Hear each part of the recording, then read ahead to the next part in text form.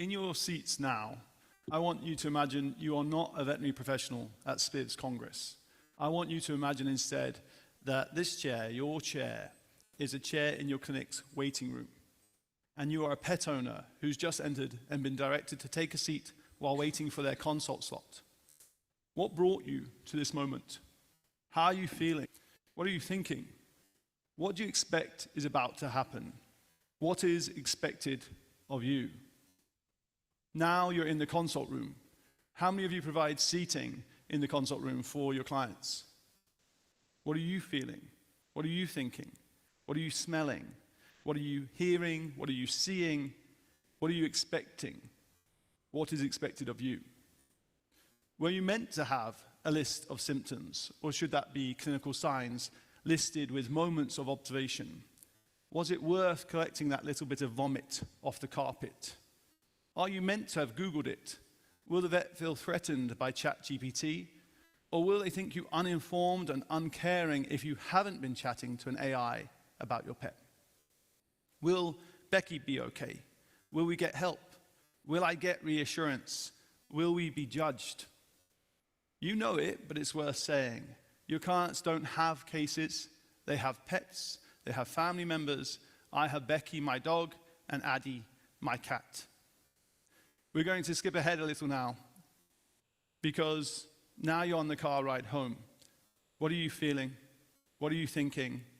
What's the next to do on your list? What are you going to rejig? Who is going to go without what because Becky chose this month to get sick? And what's Thom going to say? Sorry, you've all become proxies for my wife. Because do you know what Thom, me, what I said the last time my wife came home from the vet? It's that old cliche. How much? I regretted the words as soon as I said them, but I said them, I have to admit, I said them. It's okay. I was able to run the mental calculation in my head, cytopoint injection, health check, flea and worm meds, blood screen, soon adds up. But some pet owners will need a little more help with that calculation and in communicating it to other interested parties. Some owners will need you to partner with them more actively to form a plan that makes sense to them for their pet and their shared circumstances. Okay, now you're back in the chair in the clinic, in reception, but instead of in front of the desk, you're behind it. The phone is ringing. One client is asking a question they really should have just asked the vet. Another has questions about the invoice, and another has taken a seat as per your instructions, but they look like something of a lost puppy. What are you feeling? What are you thinking? What is being expected of you? What are your expectations? I want you to think about a 5-star review from the client's perspective, not metrics, not clinical outcomes.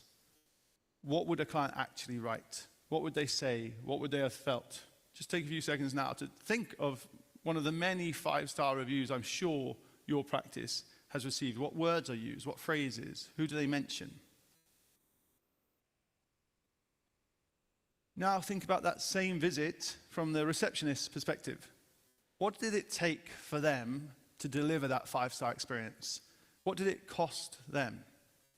The gap between those two perspectives, between what the client felt and what it cost your team to create that feeling, that's what we need to design for.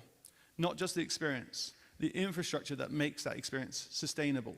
The single touch point that generates the most emotional impact, the most 5-star reviews, the most loyalty, isn't the consultation, it's a 10-second video of their dog wagging its tail in recovery. Think about what it's like to drop your pet off for a procedure. You hand over the lead, you walk back to the car, and then nothing. You sit with your imagination, and in moments like that, your imagination is not your friend. Now imagine that halfway through the morning, your phone buzzes. A photo of Becky comfortably resting, procedure went smoothly, she's having a snooze, here she is. That costs your nurse 30 seconds, and it completely transforms the client's emotional state. They show their colleague, they text their partner, they screenshot it.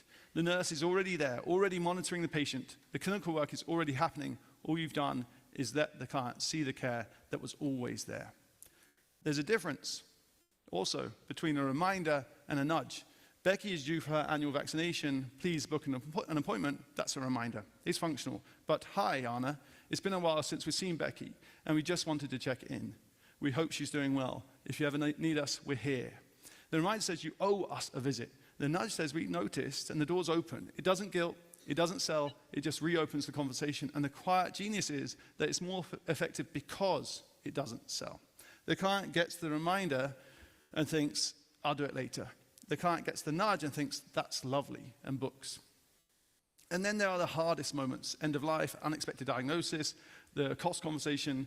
These are the moments where human connection matters most and where your team is under the most pressure. In that room, with tears in their eyes, the client heard maybe 30% of what you said. They went home and their partner asked, what did the vet say? And they couldn't tell them. A written summary sent after, not a clinical record, a human summary, so they can process at home, share with their family, refer back to when the emotion has settled. That isn't an efficiency gain, it's an act of care.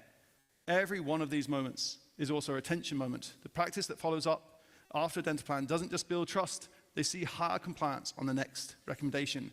Bonding and revenue aren't in tension, they're the same thing.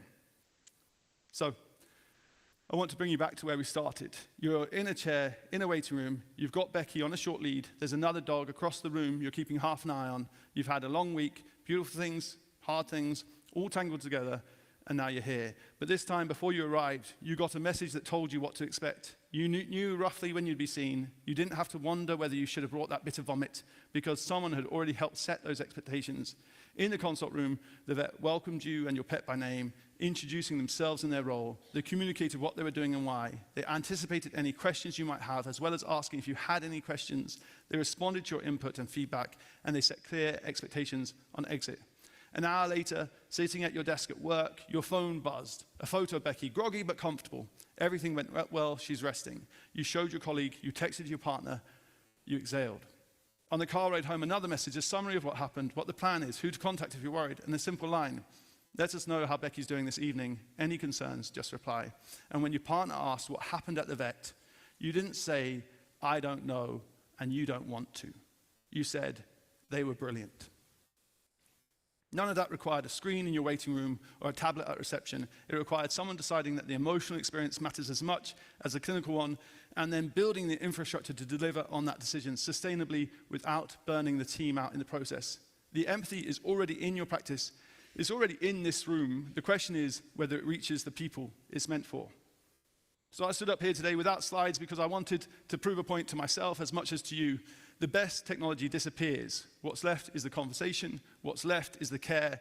And that's true in this room and in your practice. Tomorrow's wow is already happening. It's just waiting for us to communicate it. Thank you.